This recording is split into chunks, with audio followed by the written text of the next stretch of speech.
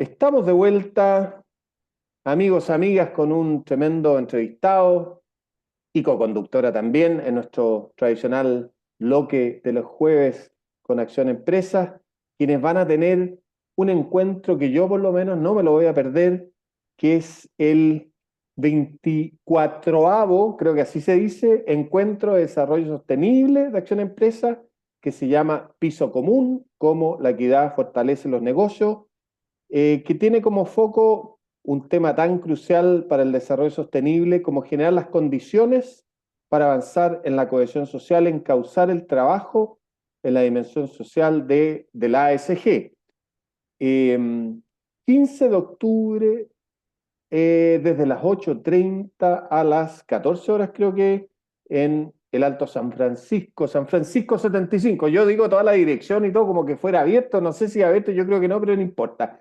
Vamos a saludar a nuestro entrevistado y a nuestra co-conductora. Está con nosotros Carlos Scartazzini, que lidera el Grupo de Investigación para el Desarrollo del Departamento de Investigación y el Grupo de Economía del Comportamiento del BID, Banco Interamericano de Desarrollo. Uf, qué largo el cargo, Carlos, pero bueno, bienvenido, muchas gracias por estar con nosotros.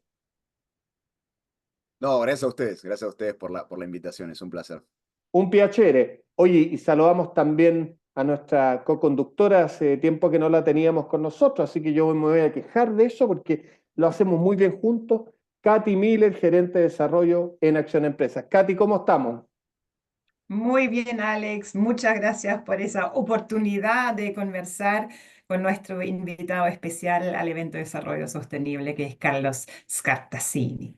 Ah, muy bien. Oye, contarles además que Carlos ha publicado 8 libros con más de 70 artículos en libros y revistas, miembro del Comité Ejecutivo del Laboratorio de Género y Diversidad del BID, del Comité Científico del Real Instituto Elcano, Comité Asesor de Masters of Behavioral and Decision Science de la Universidad de Pensilvania, editor asociado a la revista Economía y miembro fundador de la SEA Brain. Qué bueno que se me acabó todo el currículum, Carlos, porque si no se nos va la entrevista. Oye, yo lo primero que te quiero preguntar es algo, una duda que no me deja dormir, sobre correlaciones. ¿Cuál es la correlación entre la confianza y el crecimiento y la productividad y entre las desigualdades después y la confianza? Ahí te tiré una pregunta, una doble correlación o una segunda derivada. No, muchas gracias por la pregunta, bueno, y de nuevo por la invitación, por estar aquí con ustedes. Eh, el tema de la confianza es un tema de muchísima importancia. Desde el Banco Interamericano de Desarrollo estamos intentando empujar este tema que pase al centro de la conversación. ¿Y por qué nos parece tan importante? Un tema que quizás del cual hemos hablado, pero nunca lo hemos centrado, ¿no? En las discusiones, ya sea del sector público, ya sea del sector empresario, etcétera.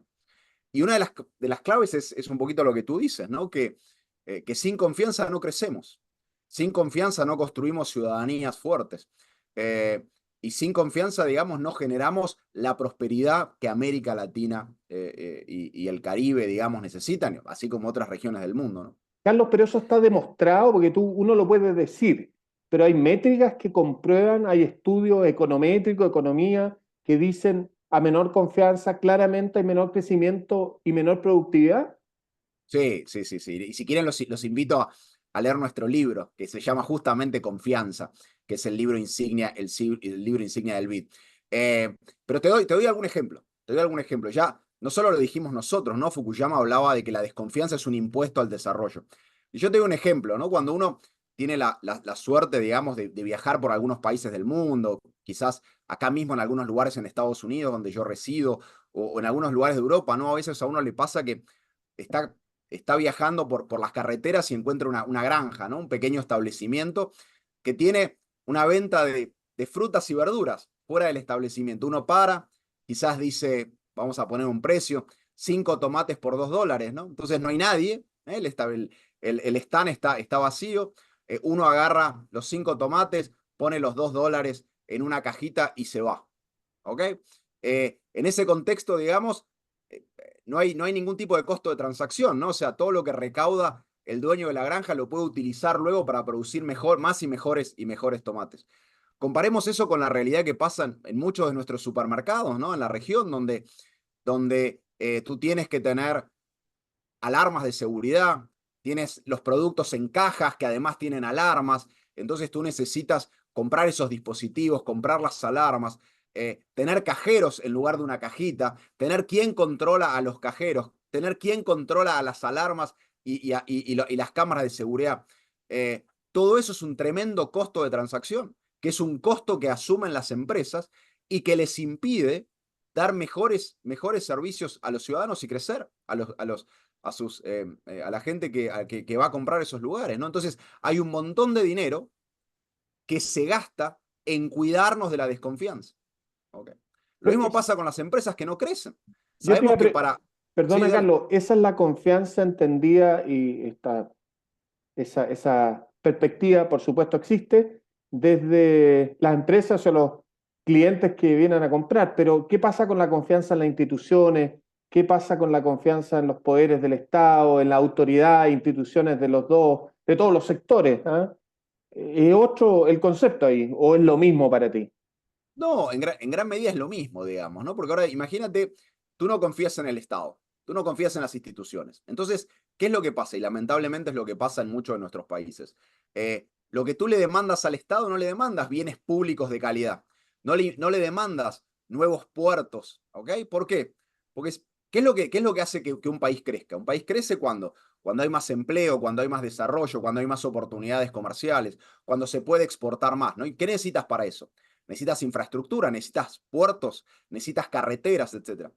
Pero para que tú le demandes eso al Estado, requiere un montón de confianza, ¿no? Requiere que vos confíes que realmente construir un puerto va a generar más exportaciones, que aumentar las exportaciones va a generar más empleo, que el Estado cuando te dice pague sus impuestos para que yo construya un puerto, lo va a construir, que lo va a construir bien, que nadie se va a quedar con el dinero y que además, dado que es una obra que va a llevar 8 o 10 años, que es algo que este gobierno propone y que el gobierno siguiente lo consigue. Cuando no hay confianza en las instituciones, ¿qué es lo que pasa? La gente no va a votar por la construcción de un puerto, no va a votar por la construcción de carreteras. Y lamentablemente lo que va a preferir es subsidios, transferencias inmediatas, que si bien a veces pueden paliar una situación momentánea de alguna gente, no llevan al crecimiento de largo plazo de los países. Oye, le voy a dar la palabra a la Katy porque si no, yo me voy a entusiasmar y no la voy a dejar hablar porque estos temas a mí me No, sí, y encantan. además tengo una pregunta que me quema realmente. Solo para terminar, Katy, yo si bien Sí. estudié un año medicina, después terminé economía, pero hoy día más me gustan los temas sociales, sociología, filosofía e historia. Te iba a comentar que un problema, que es otra perspectiva de la confianza, es la confianza de los ciudadanos en las democracias liberales que no están haciendo el delivery porque se tranca la pelota, porque uno llega al gobierno, pero después en el gobierno no se, ningún sector puede hacer ninguna transformación, etcétera, etcétera. Queda pendiente el tema y la correlación de la desigualdad con la confianza, porque hablamos un poco de la confianza con el crecimiento y la productividad. Pero Katy, adelante, para que no estés con esa ansiedad de preguntar. Bueno, eso era exactamente el punto al cual quería llegar, porque Carlos explicaste muy bien cómo se interrelaciona la falta de confianza con una menor productividad. Y la falta de confianza es algo que conocemos bien en Chile. Hemos pasado en los últimos años como por crisis de desconfianza en las instituciones, en las empresas, pero también entre ciudadanos.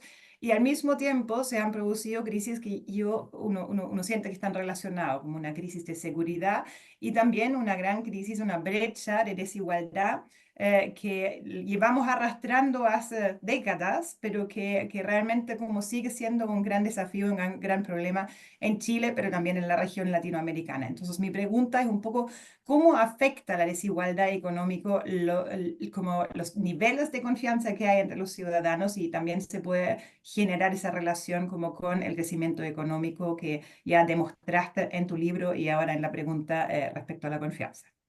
No, muchísimas gracias. Voy a unir un poquito mucho de lo que dijeron ambos, ¿no? En términos de, hay varios temas que hablaron, ¿no?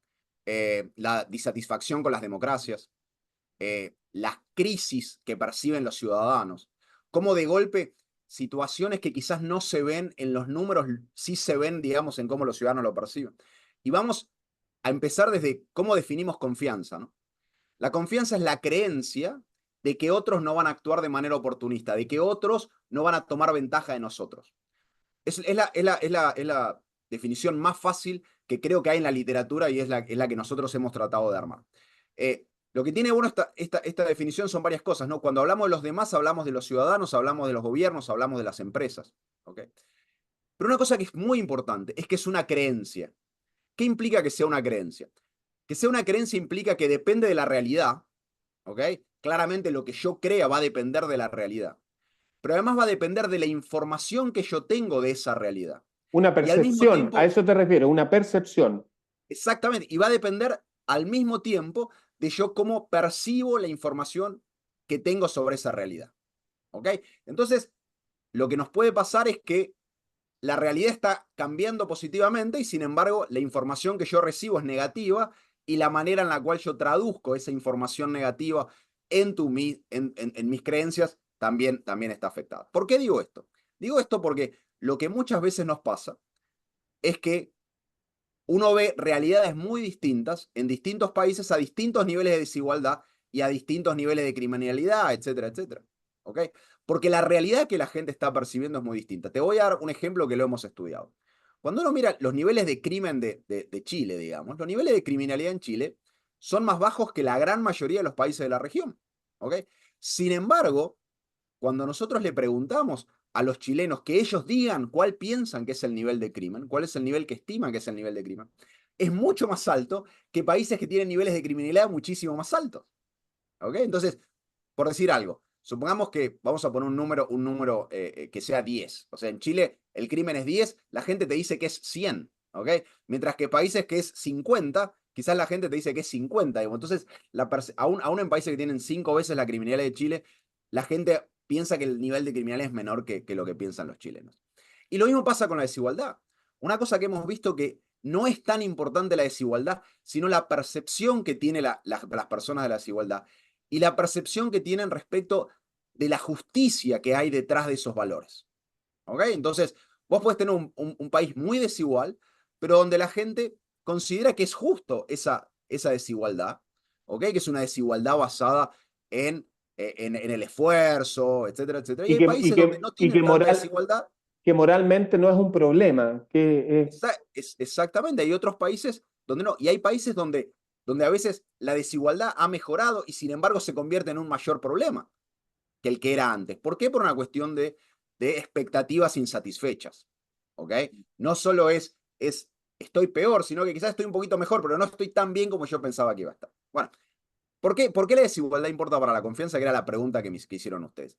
Como dijimos antes, la confianza es la creencia de que otros no van a tener actitudes oportunistas.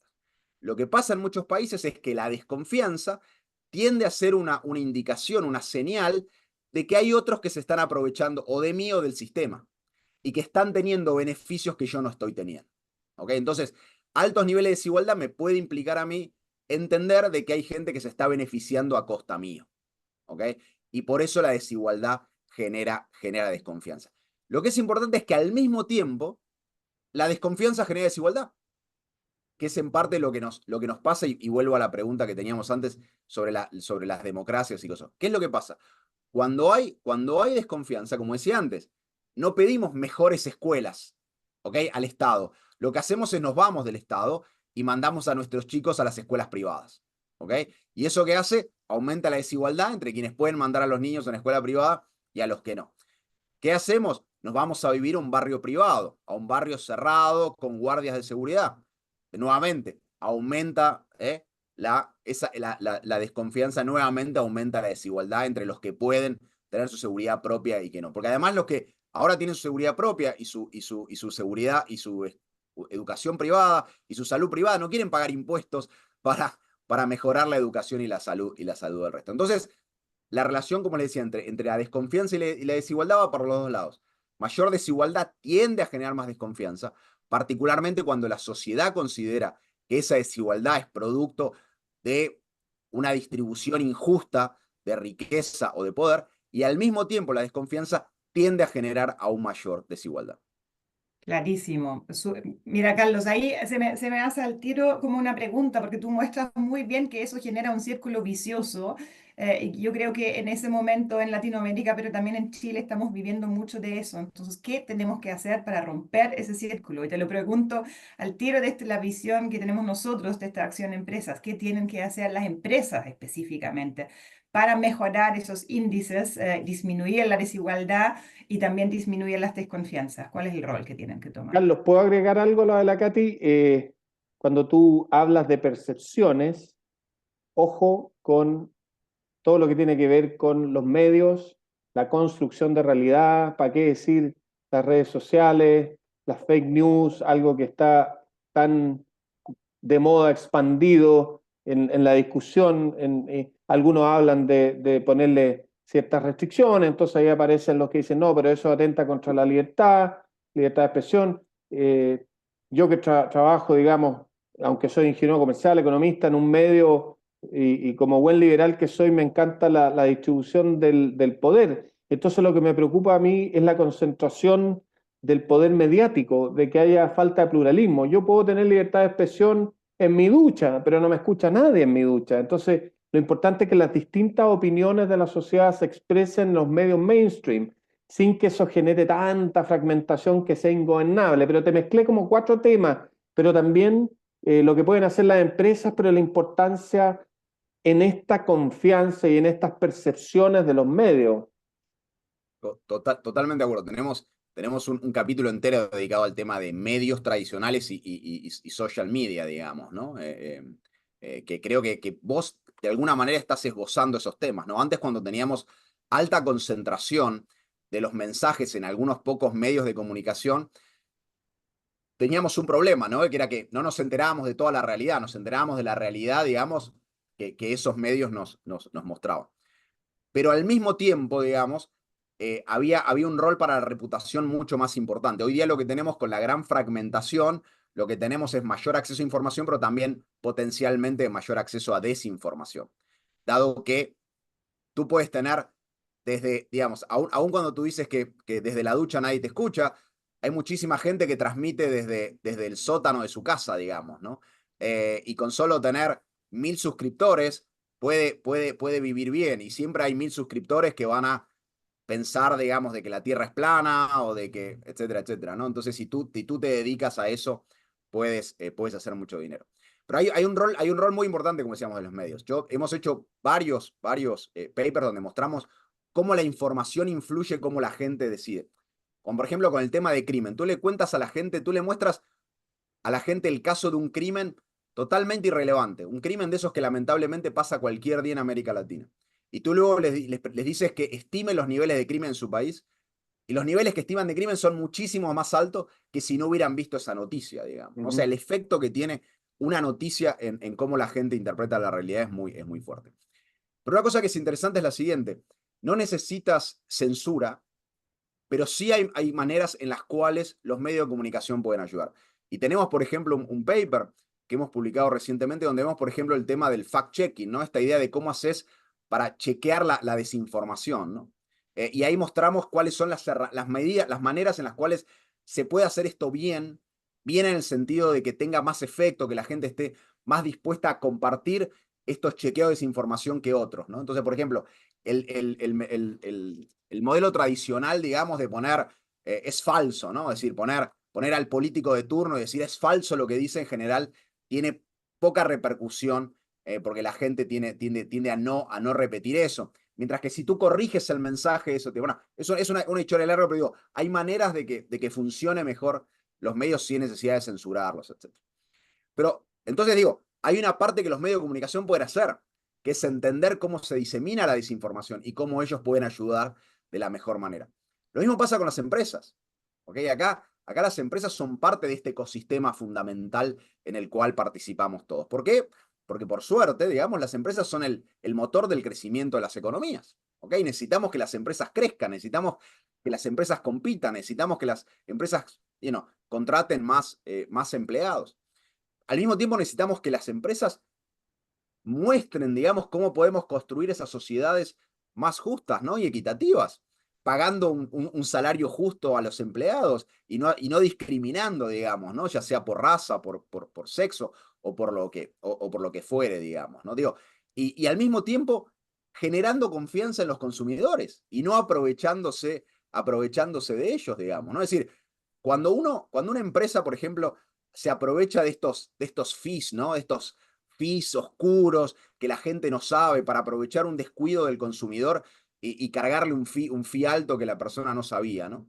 Eso mina la confianza en la empresa, pero el problema es que no solo mina la confianza en esa empresa, tiende a minar la confianza en el resto de las empresas. Y una vez que mina la confianza en el resto de las empresas, también mina la confianza entre unos y otros, porque claramente lo que uno está viendo es que cuando uno se descuida, alguien toma ventaja de ellos.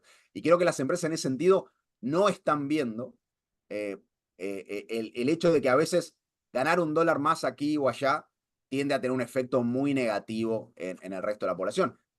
Y hoy, por ejemplo, le está pasando por nombrar una, quizás a Airbnb, digamos, ¿no? Ha tenido un backlash, digamos, muy, muy fuerte por este tema de los fees, y lo mismo pasa con un montón de otras empresas que podríamos nombrar cientos. Entonces, volviendo al tema, ¿qué es lo que tienen que hacer las empresas? Crecer, aumentar la productividad, aumentar el número de empleados, etcétera, pero hacerlo de una manera sostenible y equitativa, digamos, ¿no? Y creo que, y teniendo en cuenta, poniendo la confianza en el centro de la discusión. Van a ver que a la larga les va a ir mucho mejor que tratando de quitarle un dólar a un consumidor descuidado aquí o allá, ¿no? Oye, Carlos y Katy, nos quedan, lamentablemente se nos está yendo el tiempo, 3 minutos y medio, pero no puedo dejar de acordarme del libro de Acemoglu y Robinson, ¿Por qué fracasan los países o las naciones? Ellos hablan de cuando no hay instituciones políticas inclusivas, no hay instituciones económicas inclusivas. Eso me imagino que de alguna forma topa, conversa con las lógicas de confianza, crecimiento, productividad, con desigualdad. Carlos. Totalmente. No, totalmente, totalmente. O sea, si vamos de nuevo al origen, ¿por qué? Porque Latinoamérica, y esto no entramos, digamos, Latinoamérica es una región particularmente desconfiada. ¿Ok? O sea, básicamente en América Latina solo 1 de cada 10 latinoamericanos y caribeños confía en el otro. Para que te des una idea. O sea, básicamente pensamos, hay 9 de cada 10 piensan que cualquier otro va a tomar ventaja de ellos si tiene la oportunidad. Y en parte, ¿de dónde viene eso? Viene de nuestra historia, ¿ok? Viene de las instituciones, viene de la distribución de riqueza y de poder original desde la colonia, ¿ok? Y cómo las instituciones que fuimos creando, ¿ok? Fueron manifestando ese mismo problema, digamos, ¿no? Es decir, cuando creamos las instituciones políticas, de alguna manera reflejaban esa distribución desigual del poder y la riqueza con la que nos iniciamos, y a lo largo del tiempo, tanto en la política como en el sector empresarial y en otros sectores de la economía y de la política, fuimos reforzando eso, ¿no? Y hoy vemos, en muchos de nuestros países de América Latina, vemos que aquellas familias, digamos, que estaban en la fundación del país hace 200 años, hoy siguen teniendo un rol muy preponderante, digamos, ¿no? En la vida económica y social del país. Y bueno, y eso al final del día termina afectando la confianza, ¿no? O sea, tú dices que hay una desigualdad estructural desde la fundación de los países en Latinoamérica que incide hasta el día de hoy en Y esos una Yo creo que desconfianza, claro.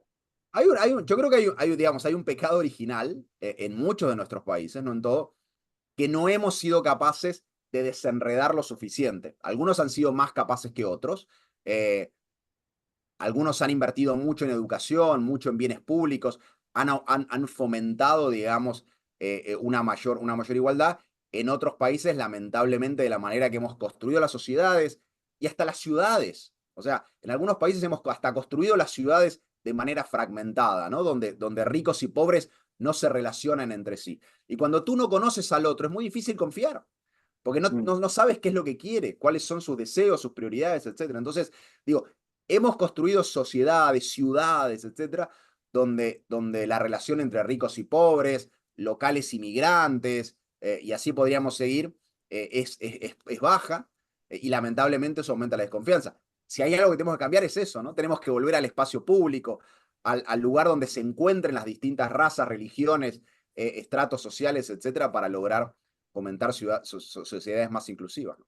Absolutamente. Totalmente, yo creo.